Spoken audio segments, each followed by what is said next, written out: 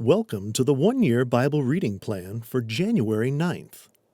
Join us today as we read through the books of Genesis chapter 20, verse 1 through chapter 22, verse 24, Matthew chapter 7, verses 15 through verse 29, Psalm 9, verses 1 through 12, and Proverbs 2, verses 16 through 22. This is the word of the Lord.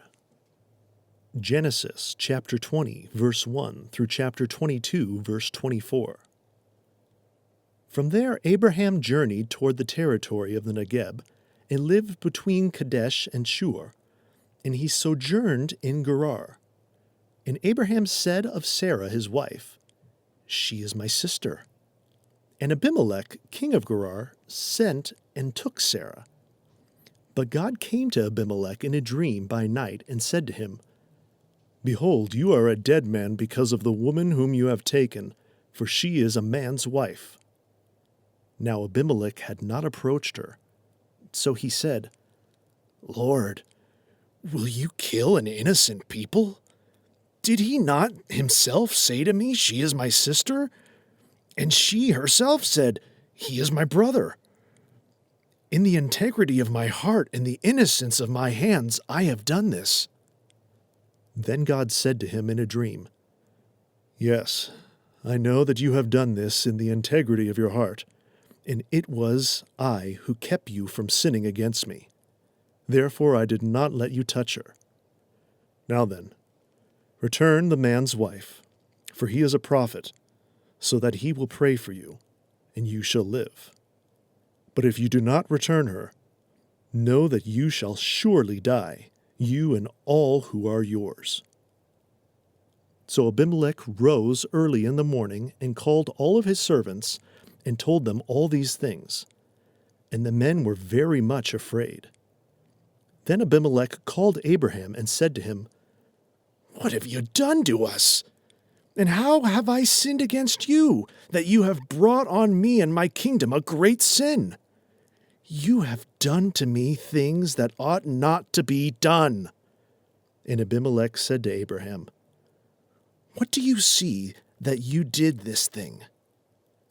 Abraham said, "I did it because I thought, there is no fear of God at all in this place, and they will kill me because of my wife. Besides, she is indeed my sister, the daughter of my father, though not the daughter of my mother, and she became my wife.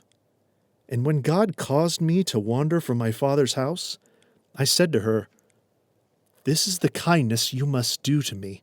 At every place to which we come, say of me, he is my brother.' Then Abimelech took sheep and oxen, and male servants and female servants, and gave them to Abraham, and returned Sarah his wife to him. And Abimelech said, 'Behold, my land is before you. Dwell where it pleases you.' To Sarah he said, 'Behold, I have given your brother 1,000 pieces of silver. It is a sign of your innocence in the eyes of all who are with you, and before everyone you are vindicated.' Then Abraham prayed to God, and God healed Abimelech, and also healed his wife and female slaves, so that they bore children. For the Lord had closed all the wombs of the house of Abimelech because of Sarah, Abraham's wife. The Lord visited Sarah as he had said, and the Lord did to Sarah as he had promised. And Sarah conceived and bore Abraham a son in his old age at the time of which God had spoken to him. Abraham called the name of his son who was born to him, whom Sarah bore him, Isaac. And Abraham circumcised his son Isaac when he was 8 days old, as God had commanded him. Abraham was 100 years old when his son Isaac was born to him. And Sarah said, "God has made laughter for me. Everyone who hears will laugh over me." And she said, "Who would have said to Abraham that Sarah would nurse children? Yet I have borne him a son in his old age." And the child grew and was weaned, and Abraham made a great feast on the day that Isaac was weaned. But Sarah saw the son of Hagar the Egyptian, whom she had borne to Abraham, laughing. So she said to Abraham, "Cast out this slave woman with her son, for the son of this slave woman shall not be heir with my son Isaac." And the thing was very displeasing to Abraham on the account of his son. But God said to Abraham, "Be not displeased because of the boy and because of your slave woman. Whatever Sarah says to you, do as she tells you, for through Isaac shall your offspring be named. And I will make a nation of the son of the slave woman also, because he is your offspring." So Abraham rose early in the morning and took bread and a skin of water and gave it to Hagar, putting it on her shoulder along with the child, and sent her away. And she departed and wandered in the wilderness of Beersheba. When the water in the skin was gone, she put the child underneath one of the bushes. Then she went and sat down opposite him a good way off, about the distance of a bowshot, for she said, "Let me not look on the death of the child." And as she sat opposite him, she lifted up her voice and wept. And God heard the voice of the boy, and the angel of God called to Hagar from heaven and said to her, "What troubles you, Hagar? Fear not, for God has heard the voice of the boy where he is.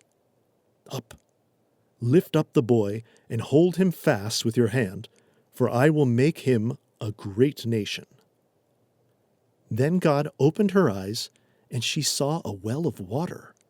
And she went and filled the skin with water and gave the boy a drink. And God was with the boy, and he grew. He lived in the wilderness and became an expert with the bow. He lived in the wilderness of Paran, and his mother took a wife for him from the land of Egypt.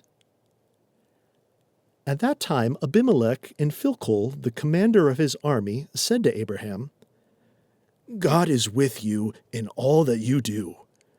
Now therefore swear to me here by God that you will not deal falsely with me or with my descendants or with my posterity, but as I have dealt kindly with you, so you will deal with me and with the land where you have sojourned."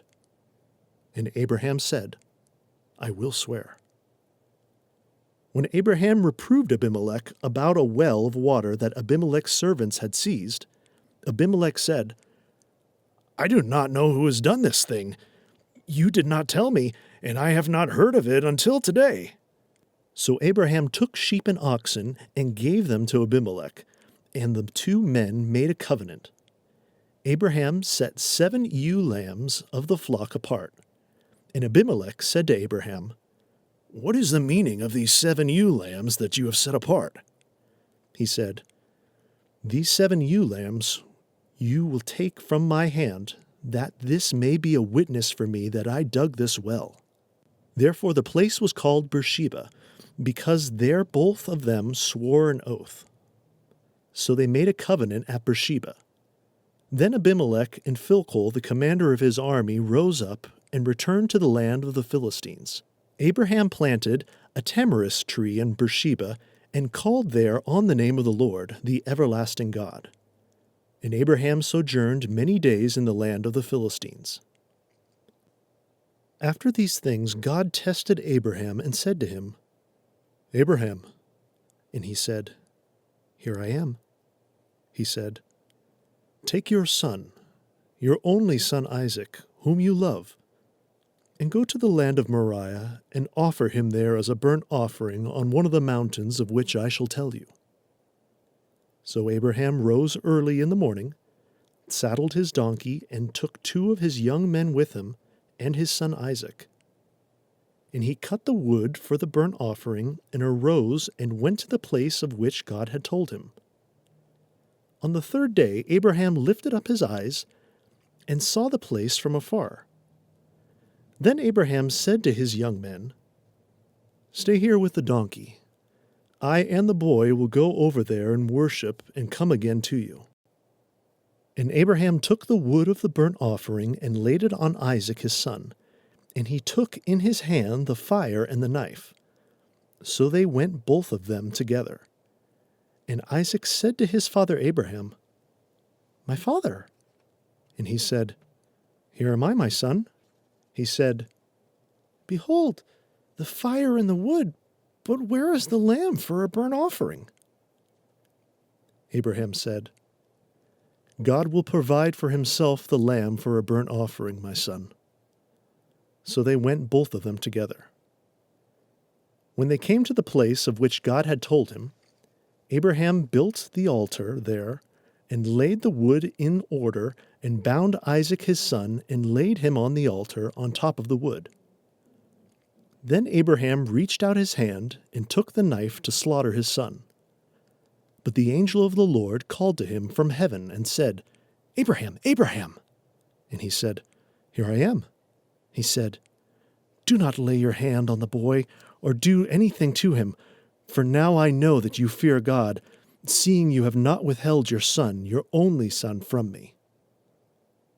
And Abraham lifted up his eyes and looked, and behold, behind him was a ram, caught in the thicket by his horns.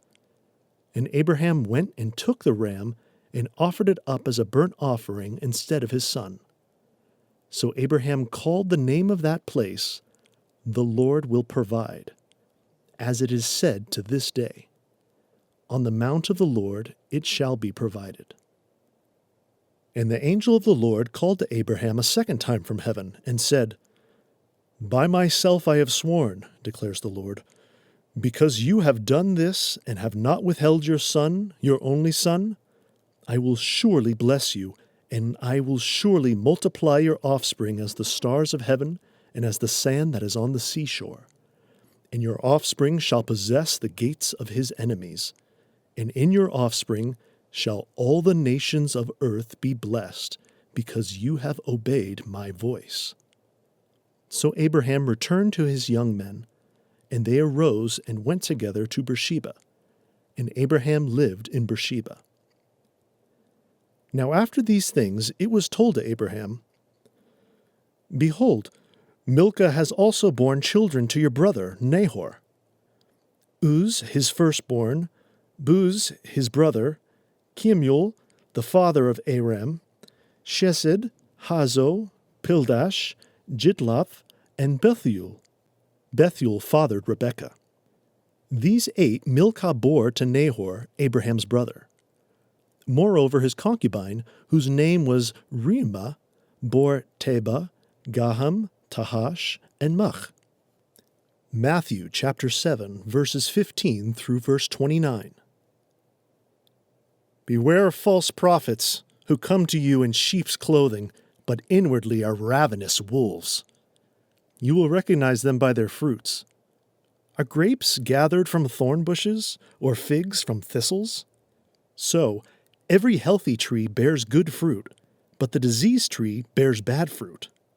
A healthy tree cannot bear bad fruit, nor can a diseased tree bear good fruit.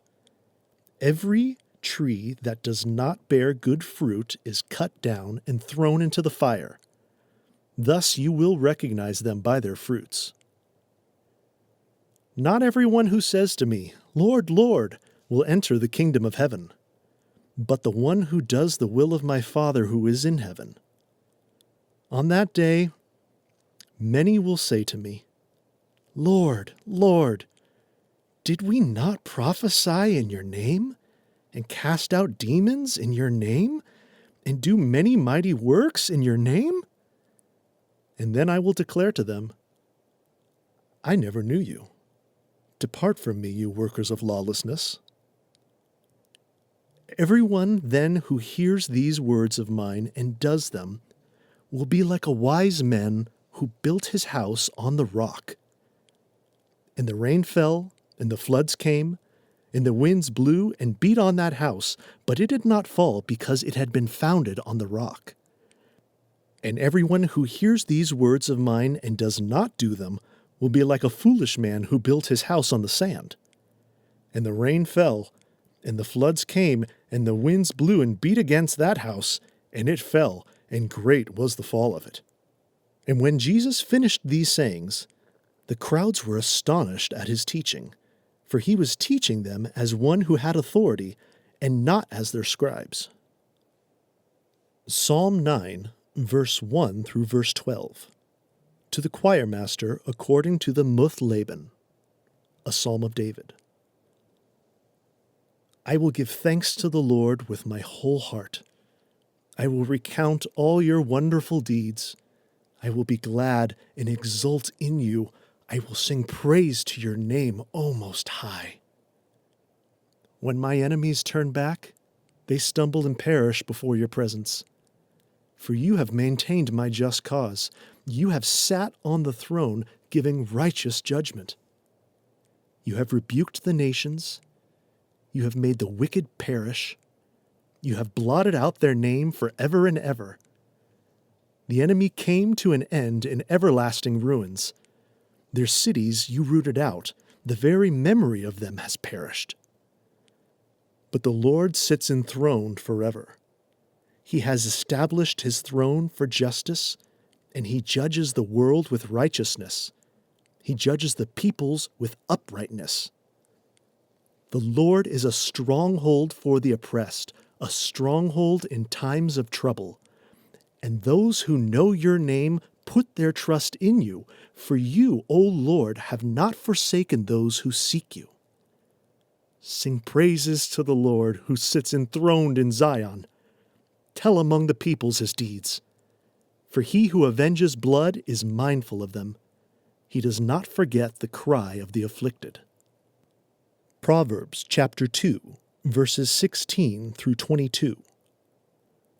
So you will be delivered from the forbidden woman, from the adulteress with her smooth words, who forsakes the companion of her youth and forgets the covenant of her God. For her house sinks down to death, and her paths to the departed. None who go to her come back, nor do they regain the paths of life. So you will walk in the way of the good, and keep to the paths of the righteous. For the upright will inhabit the land, and those with integrity will remain in it. But the wicked will be cut off from the land, and the treacherous will be rooted out of it.